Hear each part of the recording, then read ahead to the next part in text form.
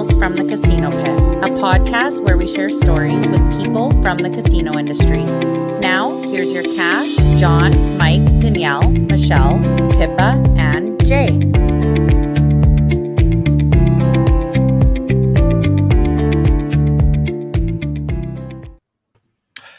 Well, hello everybody. Welcome to the podcast Tales from the Casino Pit. My name is Jay. Oh my god, I see you guys want me to do this intro all the time and I still mess up too. So anyways, you can find me on social media at Casino Dealer J, and currently we're streaming over 3 platforms.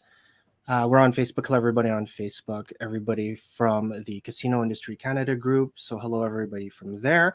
And of course, my beloved YouTube channel, Casino Dealer J. Thank you everybody that's subscribed, everybody that's joined, everybody new there. You are good looking.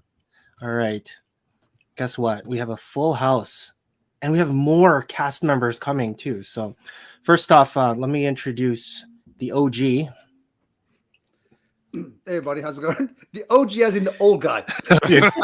I didn't say that. I don't know where that came from. I sound cool, and then I'm like, old guy? I'm like, maybe not that cool. Welcome, John, who never says his name in the intro, so then I have to say it after, but that's okay. Hey, we've only done 70 of these, so. Hi, all right, Mike. awesome. How's it going, everybody? Mike, how are you feeling?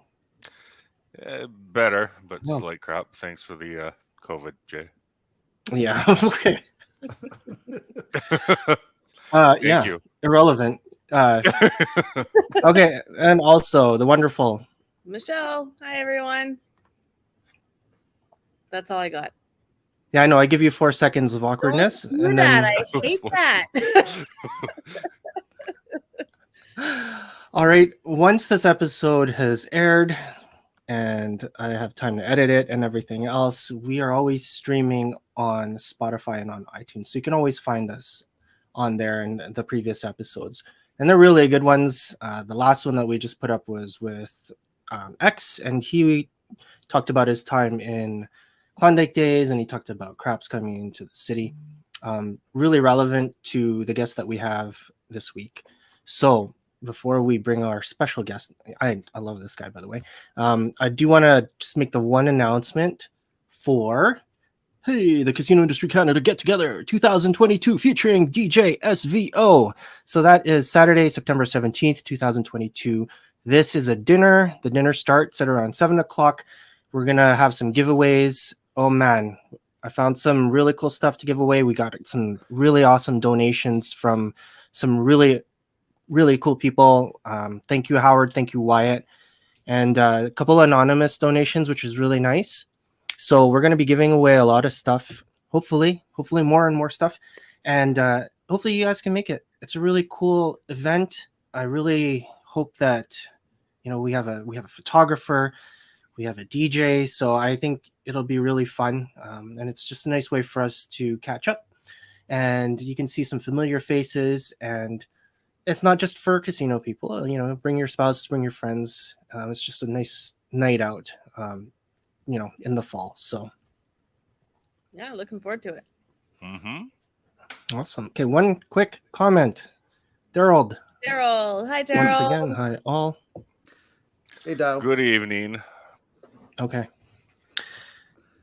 I am happy to finally bring our special guest on. He was on one segment with me for the Casino Dealer J YouTube channel. And then in our off seasons, between our first and second season, we managed to get him on. But we didn't get him onto the actual second season just because of the connectivity issues. But a lot of you know who he is. A lot of you are very familiar with him. So let's bring on Lars. Hello. Yay. Touchdown. Round of applause. Oh my God. Or for John, go, go, go, go, go, go, go.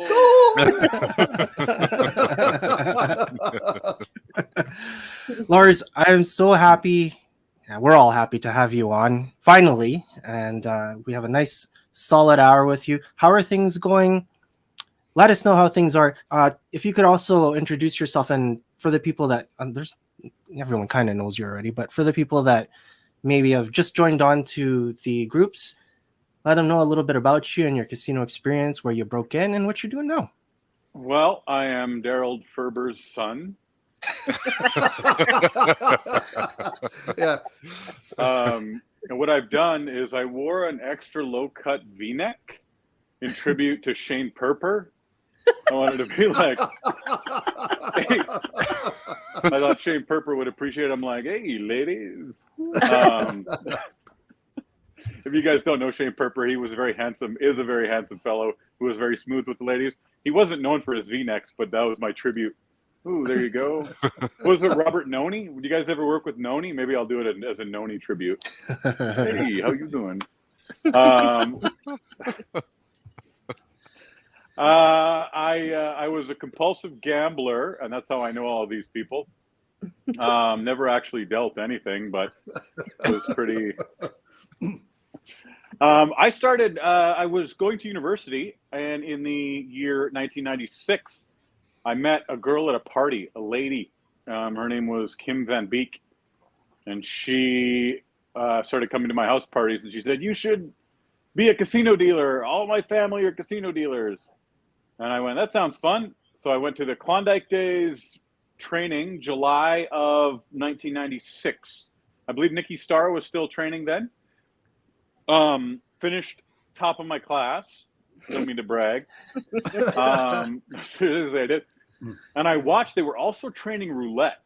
And the people who failed the blackjack class were told that they could deal the wheel. So the people who failed were told they could deal the wheel.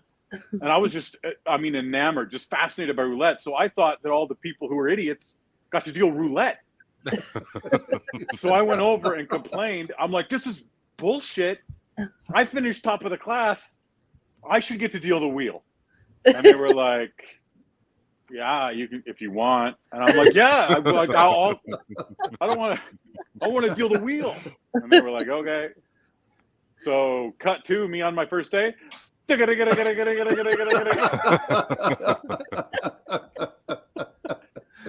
step right up. What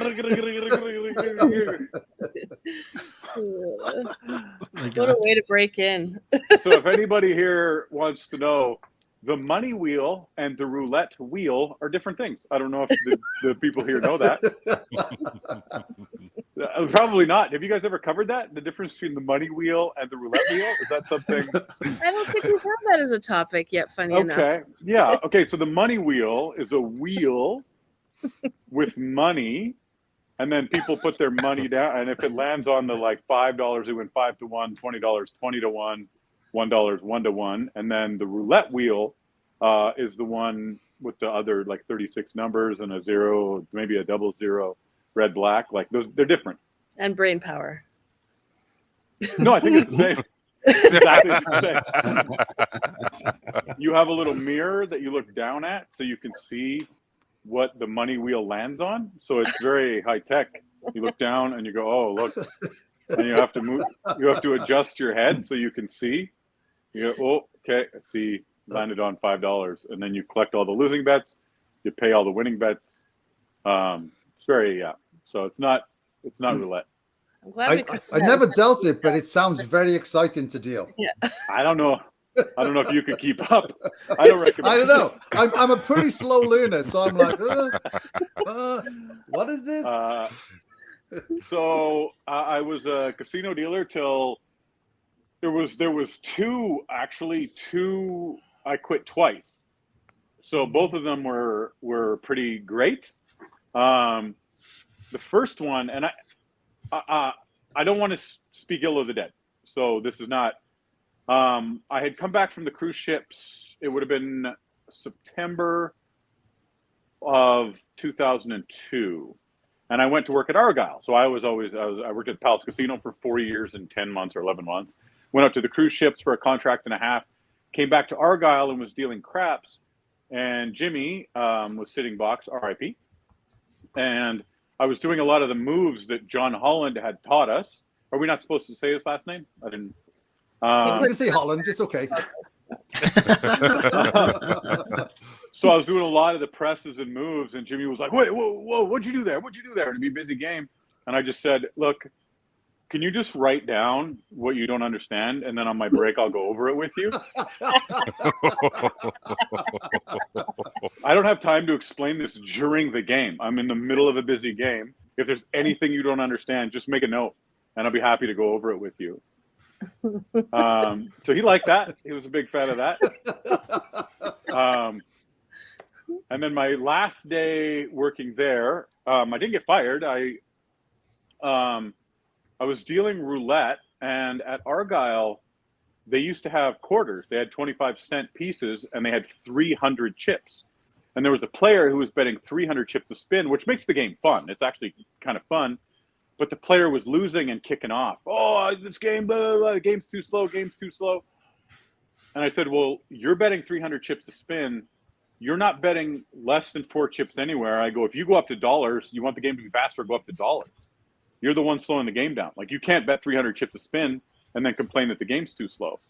And he said, "You can't tell me how to play. You can't tell me how to play." He was just losing. So I get it. He was on tilt.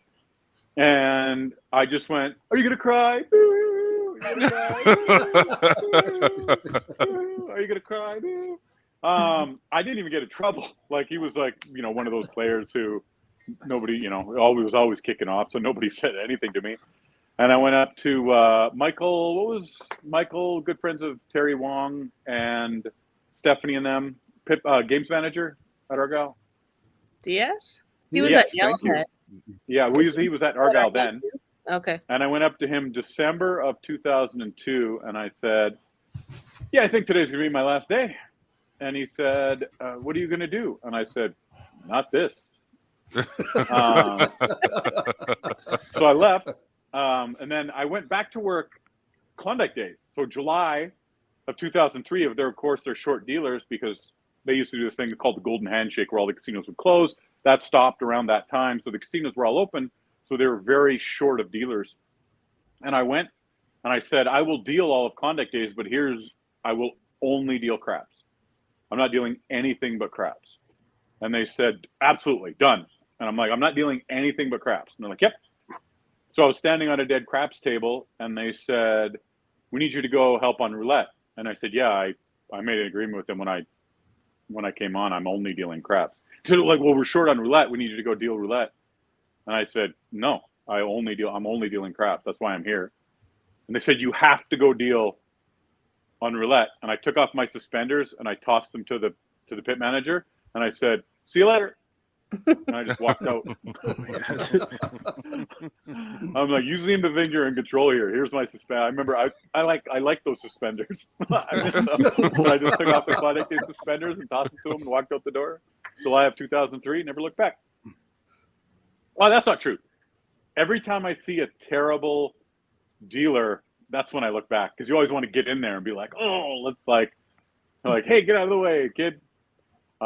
Yeah, so that was my dealing career. Did one contract with Celebrity, which was, of course, at the time you could go with Celebrity or Royal Caribbean. You could flip-flop. And then I did half a contract with Royal Caribbean, and I was just a little homesick, decided to come home. Trained craps in Red Deer. So I trained the craps class at Jackpot Casino, and have run into a few of my dealers since then. A few of the dealers went out to the ships and stuff. But yeah, that's my illustrious career. I mentioned that one a couple weeks ago because I went down and worked a week in Red Deer. I don't know if you remember. Yeah.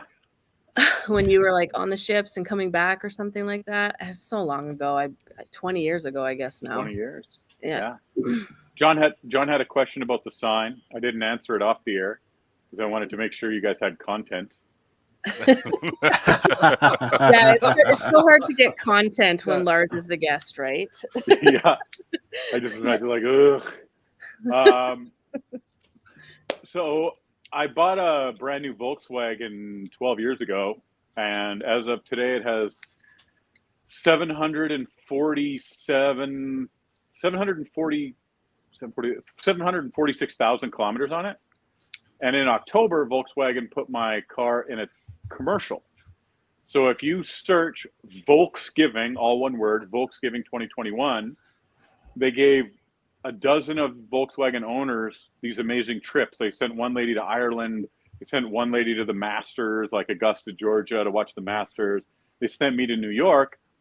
And their props department for this commercial had built a sign to emulate the Comedy Cellar sign in New York. So they give me this amazing once-in-a-lifetime trip to New York. And after they finished, like, okay, and cut. And they were like, hey, thanks a lot. Sign here. We'll give you your trip. Da, da, da, da. And I went, can I have the sign? They went, what? And I'm like, the sign. That's the coolest sign I've ever seen. Can I have that sign? And they were like, I guess. Like, yeah, go ahead. You can have the sign. So John wanted to know if it was photoshopped or if it was real. Volkswagen made that sign, and the lights on it. I like the lights on it work, but I had to I think I got to replace one of the because the comedy sign part of it lights up as well. And then you guys are probably wondering if I got the big giant Happy Gilmore checks. Oh, I don't know if I can access them. But the stuff that they gave you, I have these giant. I just wanted all the props for the commercial. I didn't even care about I was like, I mean, the trip's great. I'm in New York a lot of times.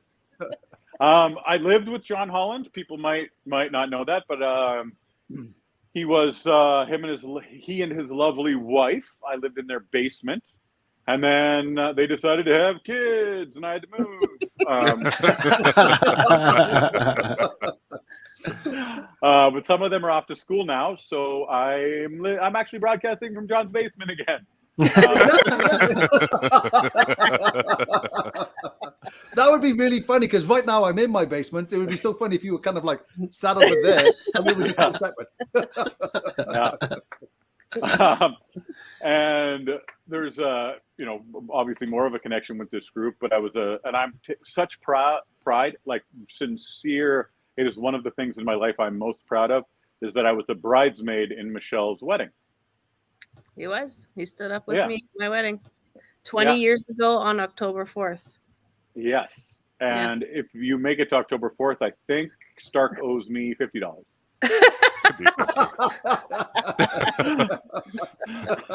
That sounds about right. And then we all drove to Vegas together and spent a week in Vegas, which, when we figure, we did the math a bunch of times. 2001, we had gone down to Vegas. It was my second time in Vegas, and I learned certainly that 7 days is way too long in Las Vegas. I woke up so entertaining. I woke up we finished the first night in Vegas. When I woke up and they're like, "What do you guys want to do today?" And I was like, "I want to go see the Venetian." The Venetian was brand new. And they said, "What do you mean?" "We were at the Venetian last night." And I was like, "No, it's brand. I've never been to the Venetian." And they pulled all the chips out of the drawer. We had won money at the Venetian the night before. I had no memory of it.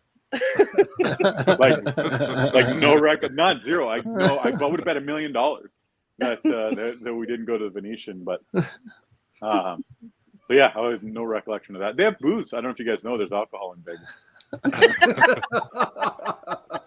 Oh my god, that was an all-time trip. Oh yeah, really one of the trips of a lifetime. We drove Michelle's mom's car, which, I mean, when you're, God, what would have been I would have been 25 years old. I was 22. I think Sterling was just 21. Mike was 22. He turned 21. Yeah. And we were playing Pagao Tiles, and we played at the same table at Harrah's for the whole week. And the same pit boss was there Monday to Thursday, and on Friday there was a different pit manager in, and he comes up and he looks at Sterling Anderson, and he looks at me and goes, "Are you 21? And Sterling's right in the middle playing Pagao Tiles, and he looks up and he goes, "No," and he just.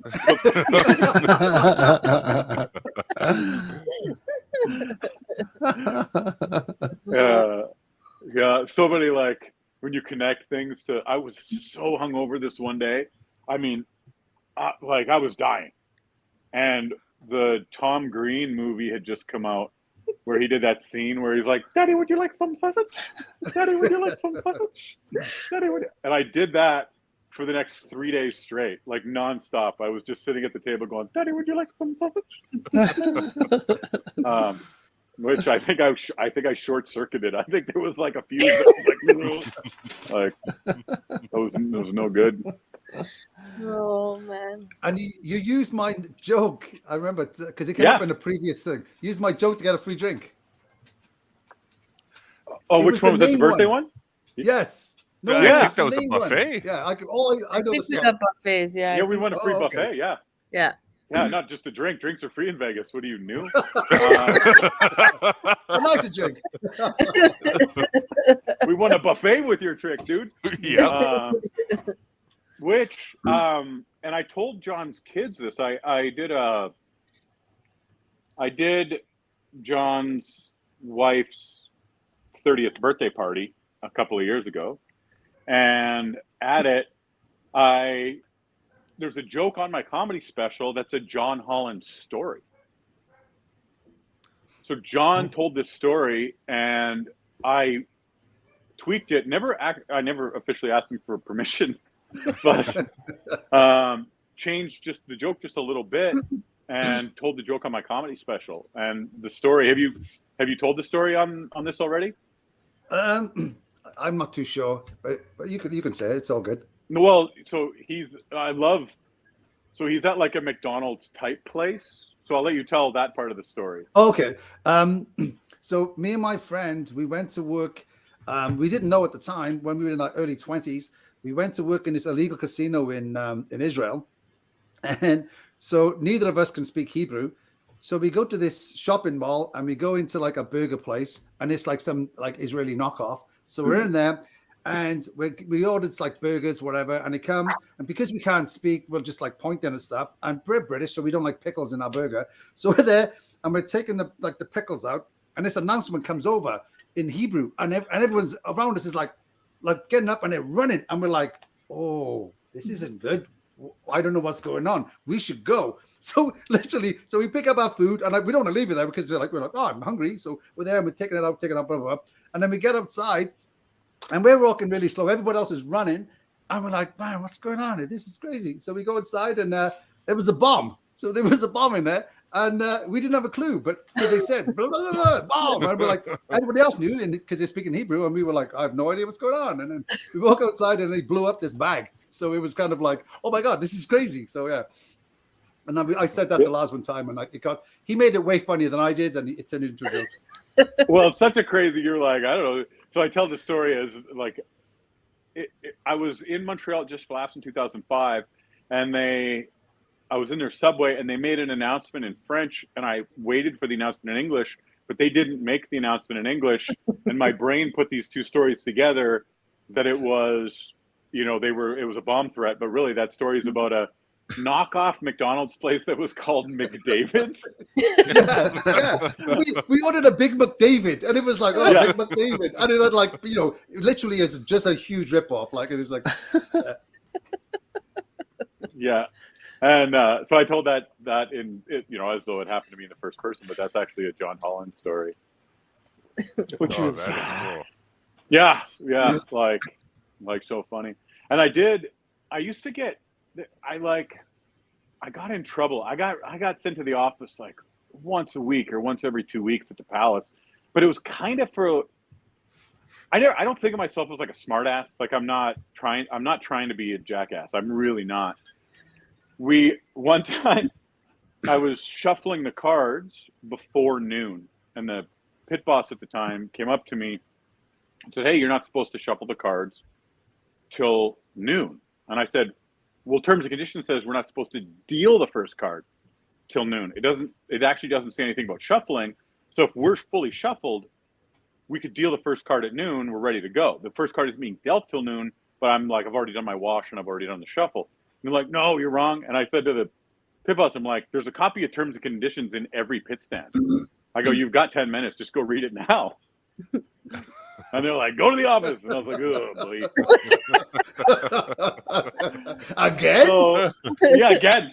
And then the one time I got suspended for a week, there was this weird, the people that work craps, because craps was, you know, it was its own world, because a lot of the games managers, a lot of the pit managers, a lot of the pit bosses didn't know the game because it was very new when it came in 1999.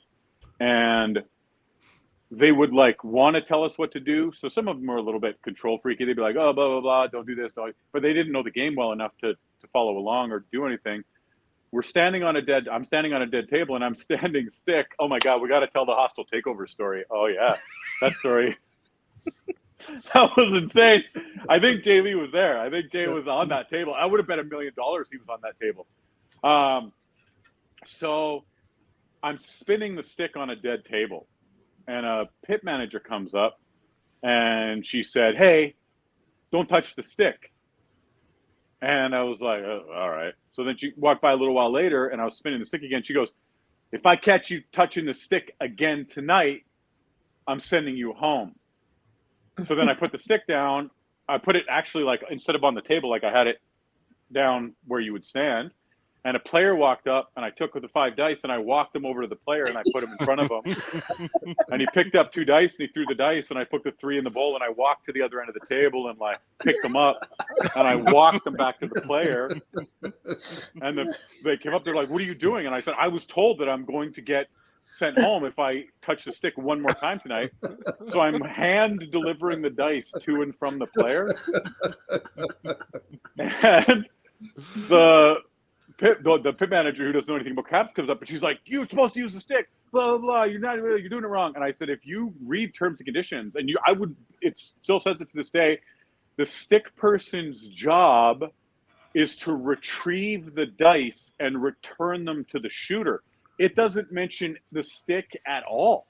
The stick person's job is, I was retrieving, like, I wasn't in breach of terms and conditions. I was retrieving the dice and returning them to the player. And I was told, don't touch the stick again. So I got suspended for a week. Oh, that's good. Yeah. I've got a stick story as well.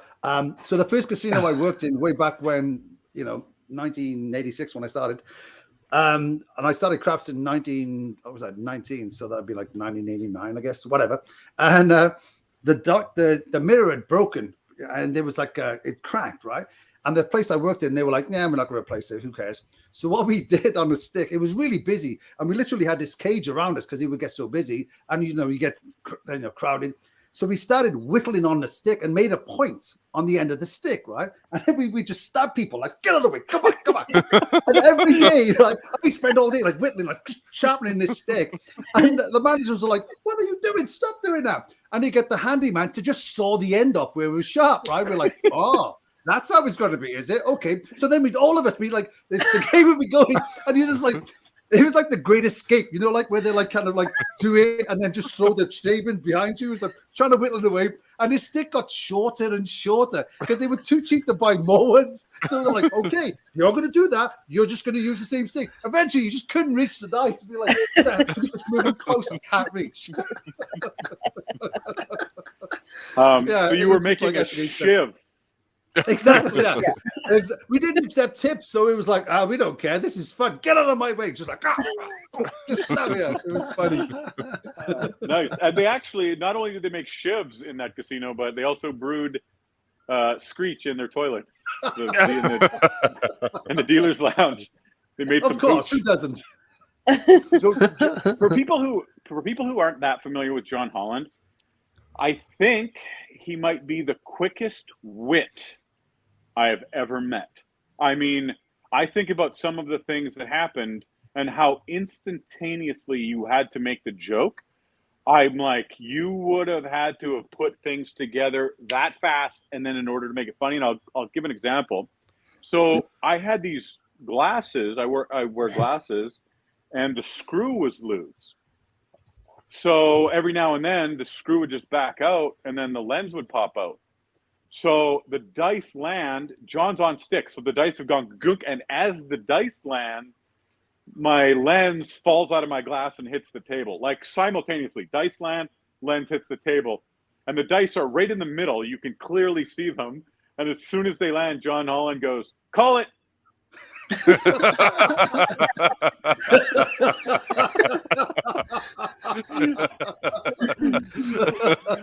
Like that fast, like that. You had to have been, like you would have had to have realized what happened and realized that I couldn't see the dice and make that joke all in one moment. Like just bang. Yeah, it was, man, that was fast. But that's what I really loved about like dealing craps with people that I like to deal, like all of you guys, and so many more. Was it was just an expression of like self-expression. It was funny. You could do things as long as there's the right people, you know, on the table. It was so much fun to deal and be around. Right? It was an amazing experience, and I enjoyed pretty much for the most part the whole like 18 years I dealt the game. Yeah, and I dealing with like. I can honestly say that dealing with 3 of the 4 of you was my favorite. There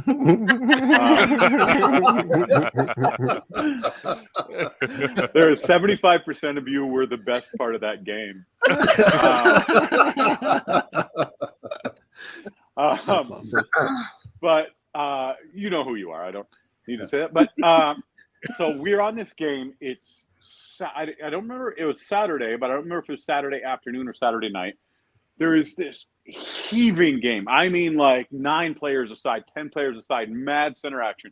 And all the center action that was coming in, it started stacking up really fast. And instead of handing it into the box person, what I did was I just started stacking it on my side.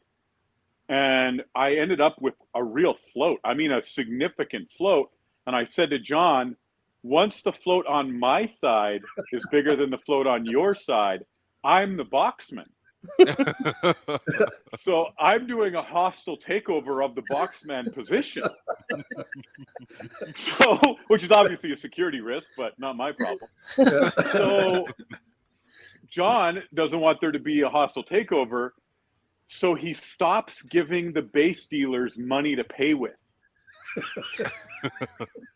So we're in the middle of a game that is just mad, and I would have to take chips and give them to the base dealers so they could pay out the bets.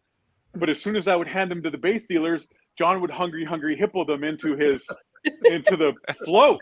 So I had to like hand them to in their hands, and I'd give them just enough to pay, because if they had stacks, John would take them. So for like the better part of the day, every time I was on stick, I was trying to like get enough chips that I was the box person. And it was just like, I mean, if security or the like Eye in the Sky knew anything about the game, they'd have been like, you guys are all in big trouble. Like, but don't you think it added to the enjoyment of the game by the players? Because the players see what's going on and they're like, oh my God, this is so funny. Because it was just crazy. And you'd be like, yeah, well, and like you said, like the security, if they phone down, they'd be like, oh, shut up. What do you like? You don't even know the game. But go away. Like, leave us alone. Everyone's enjoying it. It's fun. Just whatever. Yeah. I don't think they called down when they were like, isn't he supposed to use the stick for the dice? I'm like, they don't know. That's one of the best things about the game, though, is that no one else knew about it, right? So you could do stuff like that, right? So you didn't have like the hardcore rules people, like, other than telling you not to touch the stick. They weren't in there with all the other stuff, right? So yeah. There were some good dealers at Argyle. So I was there for about 3 months, I think, give or take a couple of weeks. And with a point of pride, and I'll put this down for posterity, have you guys explained like how to race? Like, you know, you set up the bets, pay the bets, clean up. Have you guys explained those on this show before? Oh, the speed bets? Yeah. Oh, the speed test, sorry. Not speed test. Yeah, in the first season when we did Talking Craps, for sure. Yeah, we did talk about the speed excellent. test. So go listen to that episode. So I raced. There was some great. Strum was there. There's lots of great dealers over there. I raced all the dealers at Argyle every time the table was down for 2 months and never lost once. Not one time. Like, smoked those guys. It was close a couple times with one of the Strums, but other than that, I like cleaned their clocks. But it was, you know, with the crew that was over there with like Quan and Jay and the guys who just have those hands that are just so good. Well, did you guys tell the story? I was on the table when Tony picked those 2 dice out of the air. Yeah, I know that story. Yeah, I was there too. So yeah. Yeah. Go ahead. Yeah. There was a player who was lofting the dice, like throwing them way up in the air. And Tony said, I level. And the player did it again after he'd been warned a bunch of times. And Tony went, no roll, and whipped the stick at the dice and got them both. Like knocked them both off the table, like whapa! And I was just like, what? Yeah, got them both. Yeah, that was amazing. I was sitting box, I was sitting box in a palace, and it was the only time I ever did it. I caught them both sitting box when the guy didn't have a line bet, and he threw the dice, and I caught them both because you're sitting box. I'm not exactly tall, so I slammed into the thing, and oh my god! For those who are watching this, for those who are watching this on a podcast, the comedy sign just bit it. Oh no! Oh my god! I tied it up. It was tied up. The comedy sign is okay. It's okay. Okay. Woof. Oh. It's a little string. Oh, the string broke. Oh. That's what happened. It didn't even come undone. The string actually broke. We will start crowdfunding for a string. Wire, perhaps. During the event, we're gonna raise some money for a string for Lars. Exactly. Okay. Yeah. We could play that in slow motion over and over again. Yeah, I think we will. That would have been way better for the if it would have landed on me. I'm sorry. I feel like I let the team down. Yeah, we should take donations when we meet in September to for the Lars's new string. Yeah.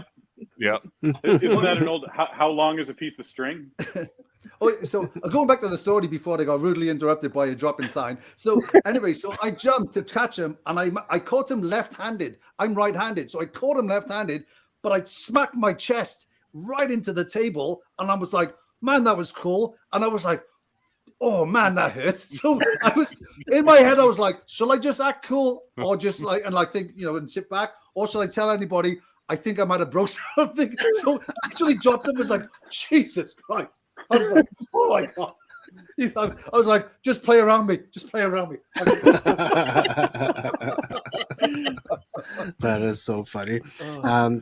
Everyone on the podcast from the Tales from the Casino Pit podcast, we are joined by Lars Cailleou, and we have a couple of photos. Well, not a couple of photos. We do have a couple of photos. Daryl just sent them over to me, so he wanted to share them with you. So here they are. Christmas on Celebrity Horizon. With Labatt Blue. So we're drinking Labatt Blue there. Yeah. That Labatt Blue, Daryl had bought a case for me for Christmas. Cost him about I think $80 or $100 Canadian. And security, because you weren't allowed to have more than 2 drinks a person in your cabin, security took the first case and he had to buy another one. Oh my god! So it was like a $160, $200 bottle of case of Labatt Blue. My goodness. Yeah. Oh no! Yeah. Wow. Yeah.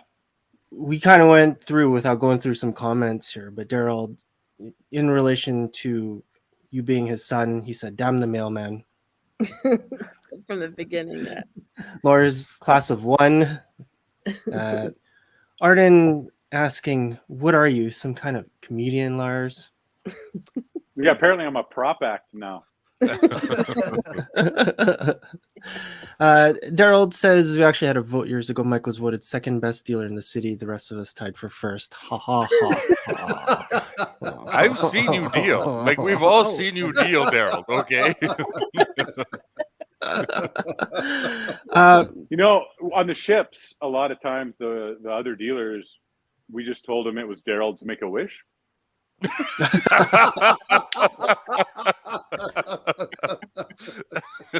That's funny.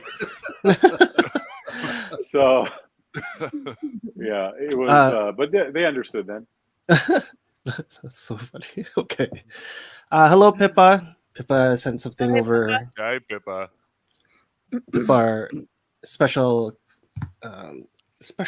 cast member, part-time whenever she's available.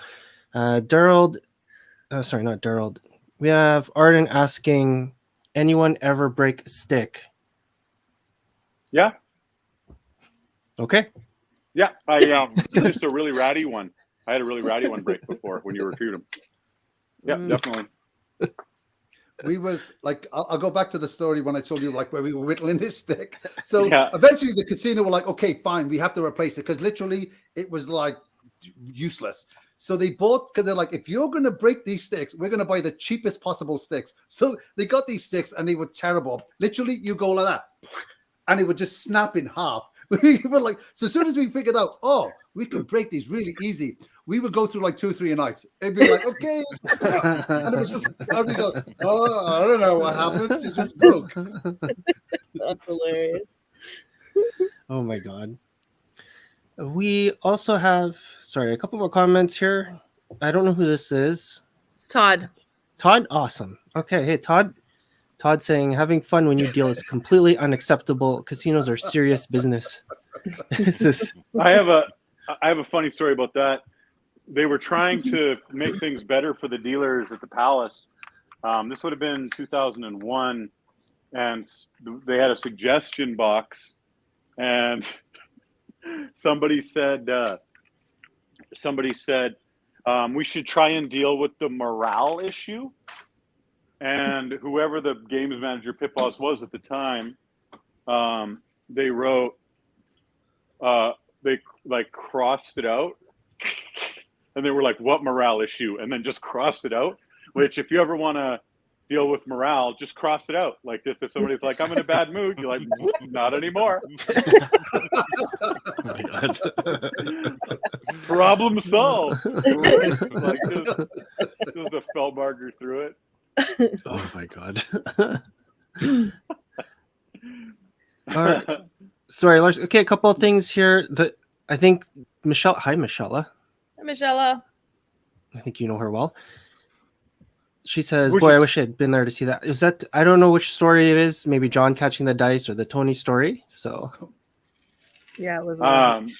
Michelle, probably my biggest crush during my entire time. We should do who was your crush during the entire time at the casino. Michelle was mine for sure. Like hands, I don't think there was a bigger one. Which today I drove Elizabeth Ewing back to her place. She's back in Edmonton. I don't know if she wants me to say that. But one of the servers, I'm still pretty good.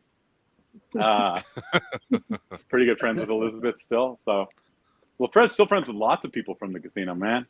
And I'll tell this was like I was on a cruise ship, the Horizon. I joined July 23rd, I think, or July 25th of 2001. And my dad passed away September of 2001. So there's a lot of people in the casino who knew my dad.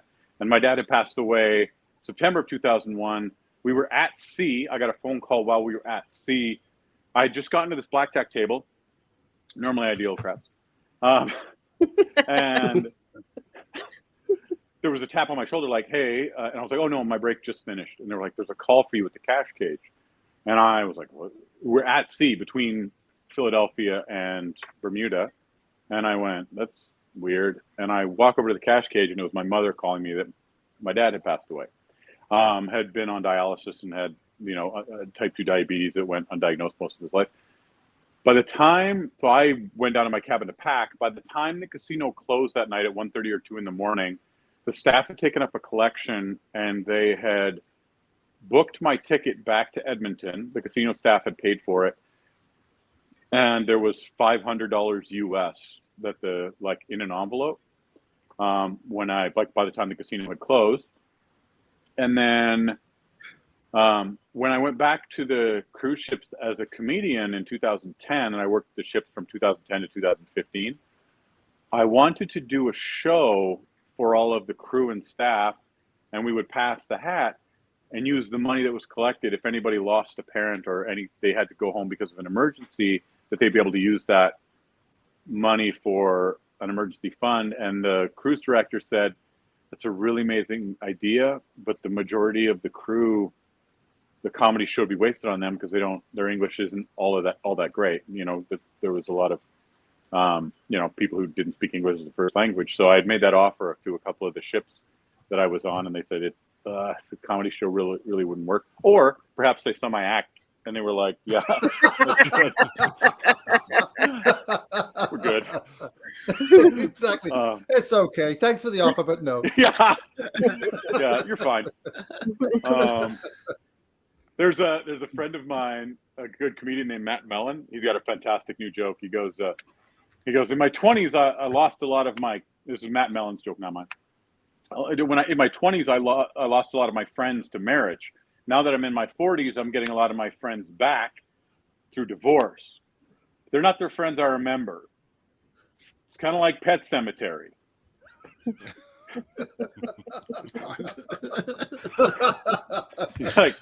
like sometimes dead is better. Oh boy. Talking of jokes, so I just want to go back to something Lars mentioned earlier. So we had a surprise birthday for my wife, and we brought all these friends. And it was during COVID, where you were limited to like 25 people, I think it was.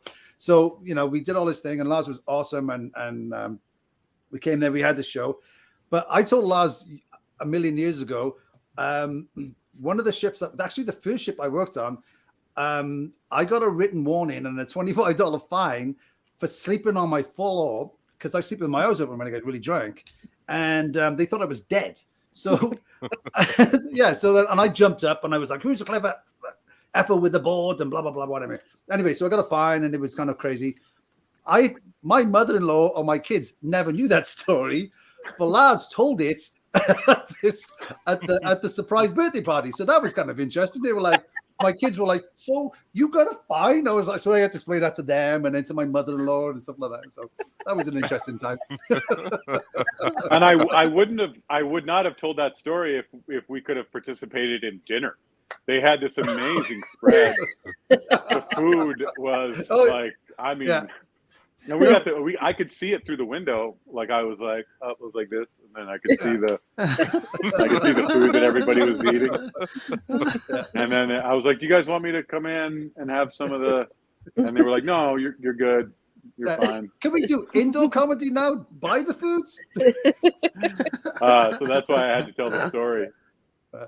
Yeah, that's I wouldn't. I honestly, I probably would. I would have told the story no matter what. It was fun. It's all good. Yeah, so I was fortunate to go to two of the Fire Pit comedy shows. They were amazing. I went to the last one, and when it you got kind of shut down by the St. Albert police, it kind of reminded me of like that Monty Python film, at the end of it where all the police come and shut it all down. The Holy Grail. Yeah, the Holy Grail. Yeah, it was like last one. Okay, police come in. It was like, oh, this is weird. Okay. Yeah. To give context, so on September 27th. We had done the 2020, September 27th, 2020.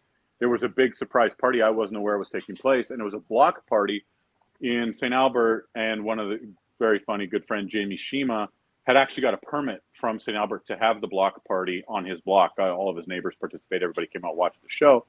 And some of the other neighbors didn't know that they had a permit to shut down the street. So they had called the St. Albert police. And right at the end of the show, as we were packing up, the St. Albert police said, "Hey, you guys got to shut this down. You guys don't have permit." And he was like, "No, here's our permits."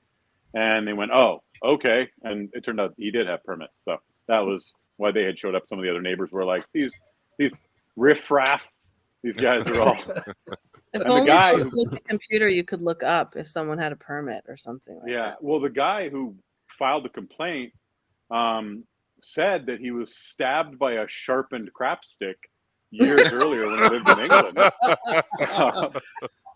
And he's been jaded ever since. Yeah. So he became Ebenezer Scrooge after he got shanked at a casino. Exactly. Yeah. And he became this concerned citizen that was wanted nothing to do with casino stuff. Yeah, like basically John Holland was the Peaky Blinders of the craps table. Oh my God. Talking to Peaky Blinders, I remember when I would be on stick, and this is you think 20 odd years ago, and I sounded a lot different then than I do now. Not much, but I guess a lot. And people would a lot of times would have no clue what I was saying, and they'd be like, I could say anything. And it was awesome. I'm like, I knew they wouldn't understand me, and especially the people who didn't understand craps or whatever, like some of them, like the management, whatever. And do you remember the call? It was like 4 came easy or 4 came hard. and you could just say it in a way, or I could say it in a way where it basically sound fuck 'em easy or fuck 'em hard. And you jumped it, and people would be like, "What did you say?" And I said, "Okay, easy." And they would be like, do you have an issue with my accent? And they'd be like, "Oh no. But I would just basically say, fuck 'em easy, fuck 'em hard," and they'd be like, "What is he saying?"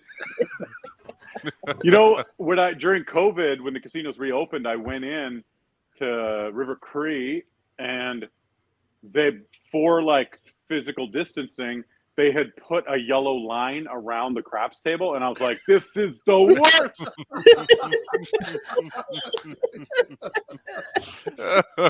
Oh my God, yes. I was like, So classic. You guys have completely ruined a really good joke. Put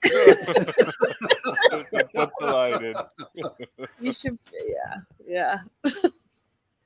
Oh my If you God. guys would like that joke to be explained, send us a message. This is our vague part of the show tonight. Oh boy, some dad jokes in here too. I'm dying. Oh, good one. Hello, Arden. Yes, Michelle Arden is is messaging from under the sign. yeah. You guys are wondering. Yeah, he's trapped and he can't get out. Michelle says all the crap stories you all rock.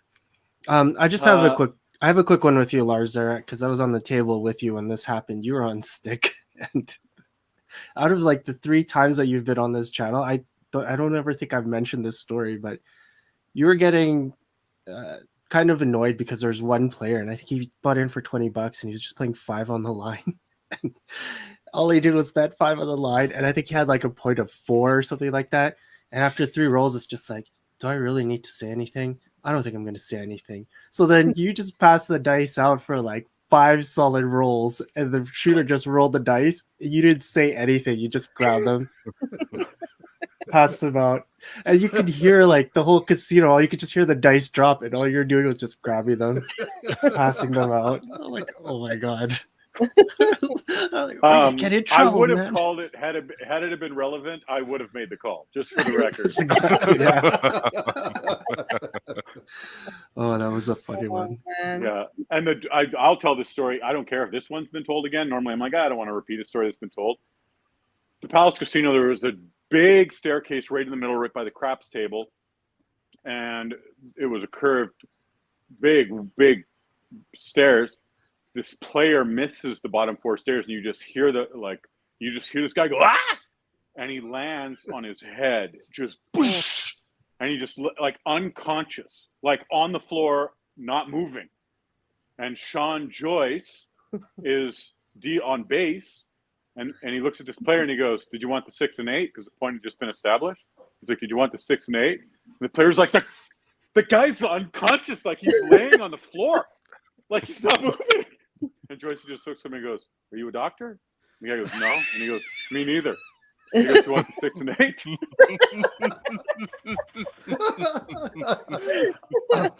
I loved being on a table with Joycey. He was so funny. Oh, savage. And he was right. Like the security was on their way over there. Like there was like, what are we gonna do? Like, but you just heard and then like, oh, you don't even have to do the count. You were just like, that was done. And then Joycey, "Did you want the 6 and 8? And the player's like, the guy might be dead. Joycey's like, "Are you a doctor?" "No, me neither." "You want the 6 and 8?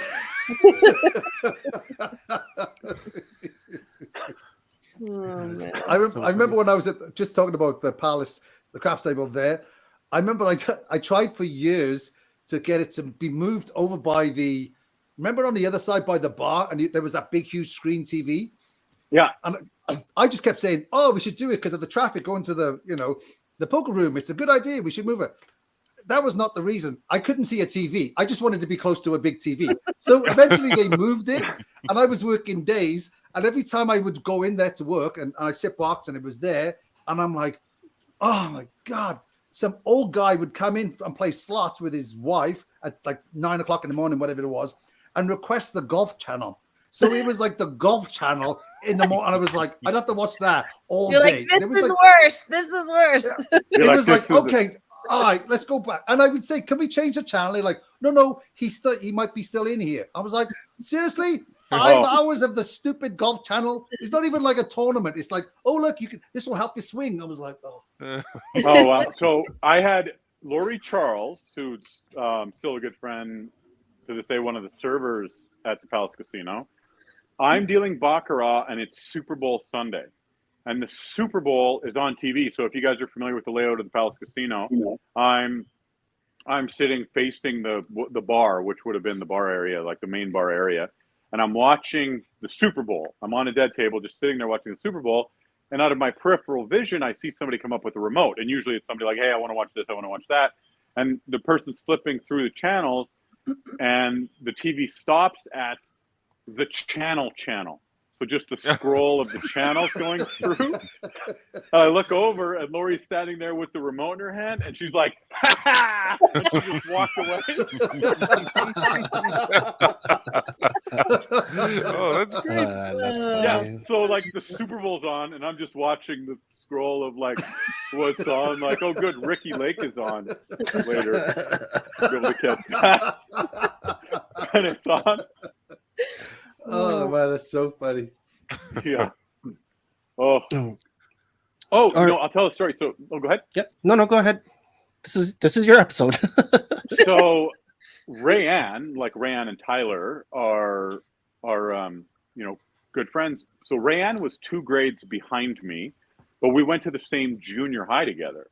So I would have been in grade 9, she would have been in grade 7, and then we went to the same high school together, and then we worked at the Palace together for 5 years. And then in 2003, I got a job at Epcor. She was working there. So we worked together for about 6 years at Epcor. So this is somebody that I've been like, this is truly a good friend, one of my very good friends. But it would be funny when people wouldn't know that I have this history with Rayanne, like where she's like a close friend of mine. And I don't know if I should tell this story, but I'll tell it. So, 7:45, 7:50 in the morning, everybody's waiting to go up. It's a big office building, like 3,000 employees. And I would walk up, and then this one morning, Rayanne sees me come up, and there's all these people waiting for the elevator. And she said, hey, loser. And I'm like, are you in a bad mood because you missed your period again? And everybody's like, what is going on? Like, obviously, I got sent to HR, but I'm like, look, I can shuffle the cards before noon. Just let me tell you, I can. No, they were trying to give me trouble, and I just stabbed them with a crap stick. Lars, this always makes me laugh. Remember when you recommended, because you're on like a call center, whatever, and you recommended a greeting? Yeah. Which I think it's hilarious. I think this is the one you're thinking of. Yeah. Okay. So there was two. Funny. There was. Tell me if this is the right one.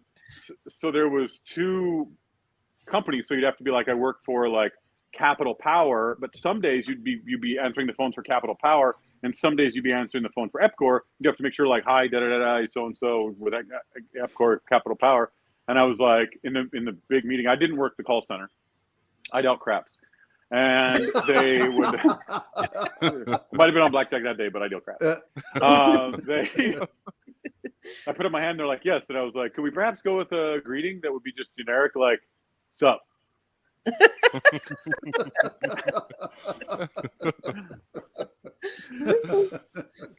that the one? Yeah. Yeah, they were like. Oh my God. All right. We are 1 minute away from our time. So that was like so fast. That's crazy. I'll tell a real quick story. I have 1 minute. I'll try and wrap this one up quick. Oh no, we can go over. It's fine. Go ahead. Okay. I want to say, so the Van Beek family, just amazing. So Ellen Van Beek, Karen, Kim, good friends. And I was a university student, bachelor. Most of you partied at my place a whole bunch of times, keg parties and poker tournaments and stuff. I should have showed. I got all those pictures. I could have sent you those. So when Ellen, one day, I don't know if I got invited to their place for Easter or Thanksgiving, but the potato salad that she made was the greatest potato salad I've ever had in my life to this day. I mean, to die for potato salad. It was incredible. It's incredible. Like what? So she passes away, I want to say 2003, 2004, somewhere in there. So I get a phone call from Kim and said, we just wanted to let you know that mom passed away. And I said, did you guys get her potato salad recipe? And they know the affection that I had for their mom and their family, and you know, the girls I emceed Kim's wedding, and just like wonderful, wonderful human beings. So at the funeral, they had come up and said, hey, would you go up and tell the potato salad story? And I was at the beginning of my comedy career then, and I'm like, no, you guys laugh because you knew the amount of love I had for the family, and you understand that I was, you know, making a little bit of gallows humor in a moment that was, you know, pretty sad. But if I go do this at the funeral, nobody knows my relationship with your family. It looks like I'm open micing it. At your mom's funeral, I'm like, hey, she made good potato salad. Hey, you guys want to hear funny one about potato salad? When they called me and said mom passed away, I was like, whoa, but you guys got the potato salad recipe, right? And I said, I know. I wish that everybody knew. So did you get the recipe? Kim has it, yes. So she still has it, and it is, yeah, absolutely. They still make me some. So just one. If I wanted to tell that story, they mean a lot to me. And your parents. So the Semenuk family shows up. It was so amazing. I'm doing a show in San Luis Obispo, and Michelle's parents are in the crowd with her brother and his wife. And I was like, what? I was so happy to see him. And I had a chance to tell Michelle's dad that he had an incredible impact on my life. He really wore a million hats. He was a real jack of all trades, a lawyer and a professional hockey agent, and sports cards, and the president of a golf club, and all of these things. And I talked to him the night of Michelle's wedding, which hopefully I can win that $50, October. But I sat with him that night. Yeah, we should fill out. But anyway, so he basically said everything he does is stuff that he loves, that he's passionate about. And you know, I've had a radio show for 16 years, and I run an open mic for 10 years, and I run a comedy festival, and all of these things that I've done in my career. If you guys are on Instagram or Twitter, I follow everybody back. It's extra Lars, so blah blah. You know, you can just follow me, and then I'll follow you back. Then you unfollow me, you gain a follower. It'll be sweet. But her dad Peter had such an impact on that. I've just lived a life of passion, that I do these things that I love, and I've been a professional comedian now for 14 years. I've been doing it for 19 years, and you know, when I offer a free show on a cruise ship, they're like, eh. We're good. I just wanted to tell that story. You just got back from the Okanagan, didn't you? Did you just get back? I did, yeah. I started the Okanagan Comedy Festival 9 years ago. There's a team that runs it with me now. CBC is part of it. It's really great. So it's always the week before Labor Day. That's when it is. And Okanagan Comedy Festival. You can follow all those social medias if you want, and then I'll follow you back on there, and then you can unfollow. You get 2 followers today. So That's so awesome. Yeah. Oh my God, Lars. Obviously, we'd love to have you on for another episode, because I'm busy that day. Scratched the surface. Not too bad. 4 episodes. My favorite story that we never got to put on the channel was when you were on the ships and you were impersonating an officer. I think that was one of the funniest things I've ever heard. So I didn't know about split checks. So this was not that story. It's a $13 horn bet. So they're like, I didn't know split checks because John didn't teach us that. And there's no split checks in the casinos. And so my first day there, it's like a $13 horn bet or some crap. And the player throws the dice and it's like 2 crap. And I was like, $187. And everyone was like, that was fast. And I went like this. I was like, oh.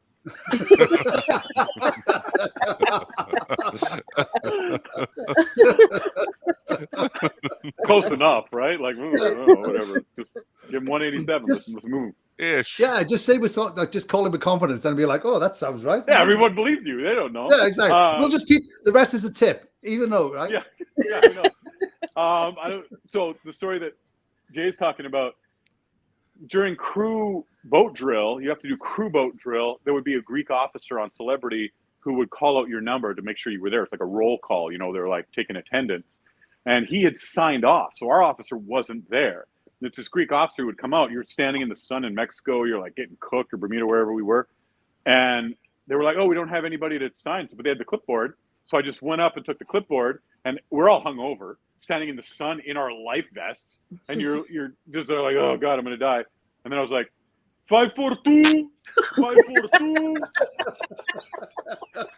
248, 248. And then everybody was laughing so hard they couldn't even stand up. Everyone's like doubled over. And I'm like, Ella, why must I treat you like children? 6'1", 6'1".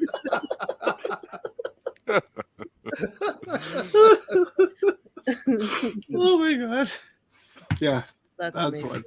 So, Lars, so I worked on a celebrity ship. Just reminded me that it was due like New York, Bermuda, and I was on it for like literally 3 weeks. And the manager hated me from the start. This woman, and I was like, me and this guy I met on there, and we'd party like crazy. And anyway, after three weeks, she's like, you know what, I'm done.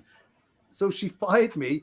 And I went to tell my friend, like my new friend, I'd only known him like 2 weeks. I was like, oh, I just got fired. And while I'm telling him, she walked into his cabin and said, oh, you're fired too. So we're like, well, when are we going home? She's like, oh, your flight is today.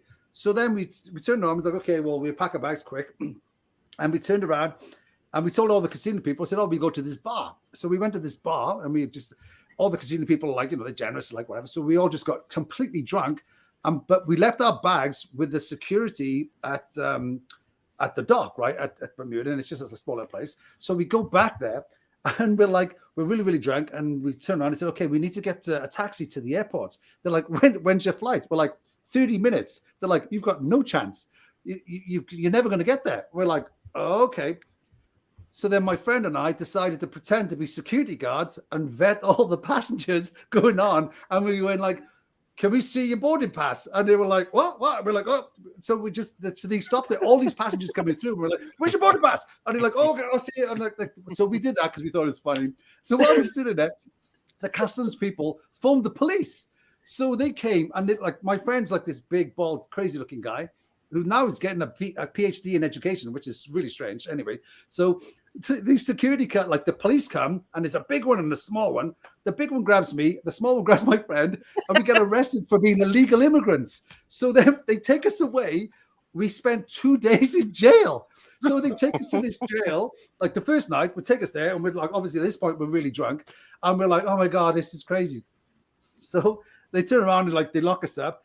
And I didn't realize at the time, but Bermuda was famous for singing frogs. So we're in this cell. All I could was like, these frogs all night. It was insane.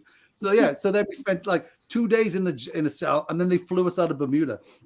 It was such a crazy wild experience. I imagine you weren't even worried at all, because they're like, as soon as you got in there, you started sharpening a stick. Like, yeah. And it was funny. There was a lot of British cops would kind of go to work there, right? And we were so there in the cell, and they would come along and they go, so what are you in here for? We're like, we missed the flight, and we pretended to be security guards. And really? Well, yeah. So all these cops were like, this is the dumbest thing ever. But yeah, we spent 2 days in the cell, and then they flew us out from Bermuda to Boston, and then Boston to the UK, right? Because at the time there was only one flight a week, so it could have been 7 days in the cell. I was like, really? 7 days? I was like, in the end, I was like, what do you do for jaywalking? Is that murder? Is that a life sentence? This is crazy. So anyway, when we eventually fly to Boston, my friend was like, I've never been to Boston. Let's go and have a look around. I was like, dude, we just got deported from one country. Do you want us to get deported from another one?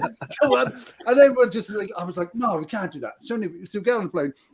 We fly back. By this point, my parents don't know, my mom doesn't know where I am. My friend's parents, don't know where he is. So we fly back into the UK, and we land. And so my friend had no money at all. I had some money. So I was like, okay, well, let's go home. He goes, have you ever been to Birmingham? I was like, no. He goes, oh, let's go to the party. So we jump on this, a Greyhound bus. We've been in the same clothes for by this point, about 4 days. It's literally a t-shirt and a pair of shorts. We look like the smelliest hobos ever. And so we're sitting there, and we're like, these two girls come on, and he goes, we should go and try and pick these girls up. I was like, have you smelt yourself? We smell awful. We smell terrible. So then we go to my friend's house in Birmingham, and his mum was super sweet. So we stay there, and I'm like, oh, I'll phone my mum. And I was like, guess where I am? She's like, Bermuda. I was like, almost. Birmingham. And she was like, oh my God, what have you done now? I said, oh, I'll tell you when I go home. And that woman on that bus, Rhonda Holland. Yes. Yes. Oh my God. That's amazing. All right. Well, we've hit the end. Just a couple quick comments here. Michelle, who's actually going to be on next week, everyone. So really cool. Asking John, was it Ruth? Daryl's asking Kim. Oh, the person that fired me? Yeah. Oh, yeah. No comment. I know, yeah. We won't say that. Okay. Yeah, he wasn't a big fan of me. I've never heard that story. There you go. So, hello, Adrian. Adrian. Hey, Adrian. Wanted to call you Adrian. Adrian, nice to see you. Awesome. Arden says to Lars, you got one of the biggest hearts of anyone I know. That's so true. You did some comedy shows, even for the casino industry group, which was really awesome. And the money that you raised was really cool. You do a lot of cool things for friends. You're an amazing guy. Good to see you on the show, buddy. We need to do a reunion show with a bunch of us. Now, when he says reunion, I don't know if he means putting everyone together or the Craps crew or ship people. I mean, there's so many combinations here, Arden, that you can put together with this group. So maybe clarify. Well, I'm up for all of it. There you go. That sounds Everybody. like fun. Hey, Lars, are you going to be where are you going to be in, was that the September, the one we're trying to, like, Jay Lee's organizing? I'm going to be out of town, unfortunately. I have a couple of Australians here, which if I would have known, because I was talking to the Pearl showroom to do a show, and they said like, oh, sorry, we're already booked. So I booked a show out of town. Had I known you guys had the showroom, I would have just put my show there. Oh, that would have been awesome. Yeah. So maybe I'll rush home on Sunday. And Yeah. Arden's coming from San Francisco, so that's pretty cool too. So yeah. We can start with whoever is available from our Craps crew. Well, there you go. Not Michelle, that's for sure. Keep her away from you guys. All right. So at the end of our season here, we do a round table, and we'll start with our special guest. Lars, is there anyone you want to say hi to? Anyone you want to give a shout out to? I think it was such a formative time in our lives. All of us, these young 20-year-old idiots who like didn't know what was going on, and from Will Workman to Jay Plong Barrett to all of those great Quan. I could watch Quan deal perpetually.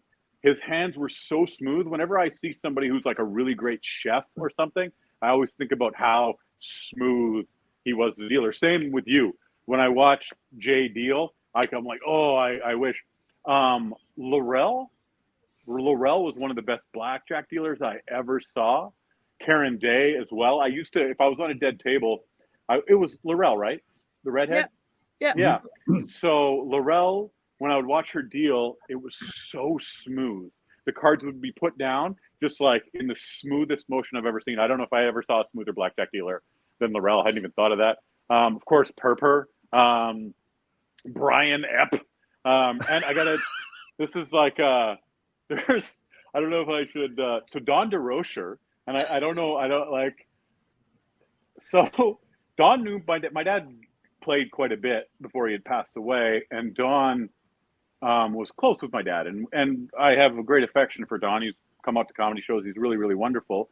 So Don, when something happens, like I'll get a TV special or da-da-da-da, Don comments, and it comes from such a beautiful place, but it's like, hey, just remember your dad's dead.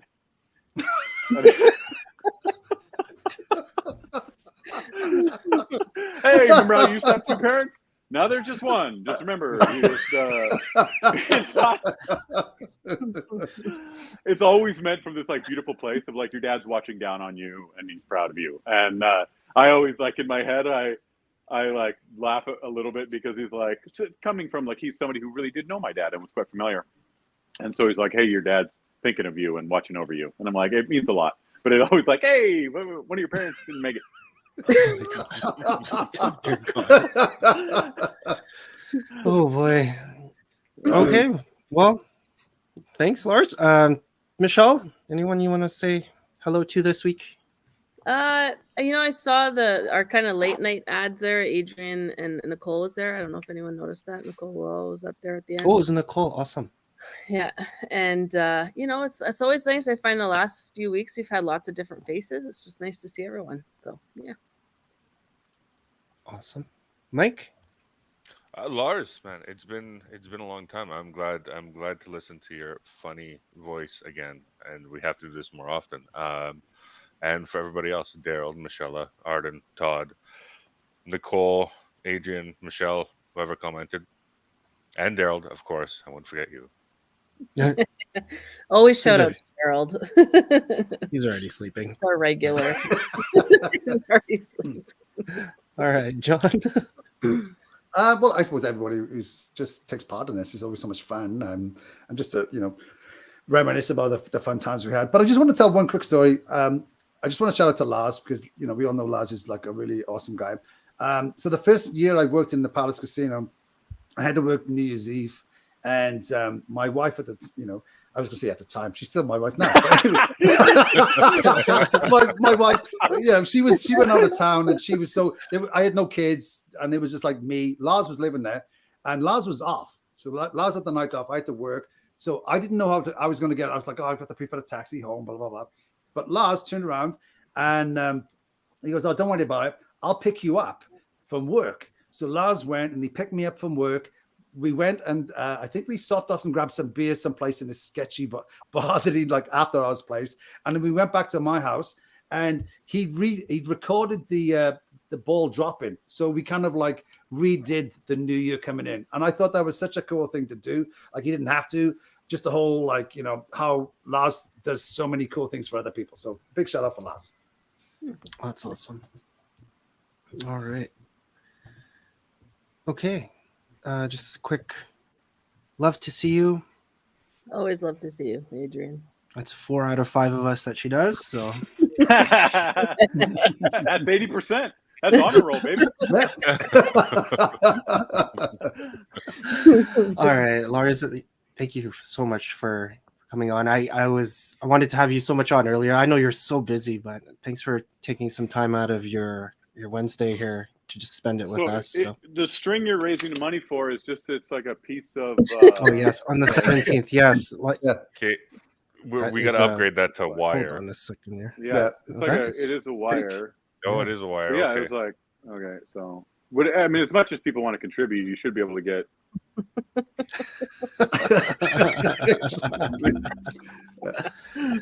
Chris says, "Hi, Lars, love you." Hey, Chris, man, he's doing wonderful things now, isn't he? He's like, yeah, man, that's somebody I'm incredibly fond of. Right on. Yeah. Awesome. All right, last comment. Arden saying, "Thanks for keeping the community alive, team." Really cool. Thank you for commenting. Thanks for helping us out too. So, people like you and Todd and Lars, you guys are the ones that run it. So, we're just here to share stories and have a good time. So, all right. Once again, thank you so much. Sign back in place. Exactly. Yeah. Who needs? To be honest, though, I thought that was good, like how you walked around New York with that sign. From what do you mean? I got this from Volkswagen. Just in case nobody knew, right? Exactly. What, this sign? No. What you talking about? Oh my God. All right, Lars. Thanks once again. That's our time. Thank you everyone for being on. Totally appreciate it. We will see you next week. Enjoy. Take care. Everyone. Bye.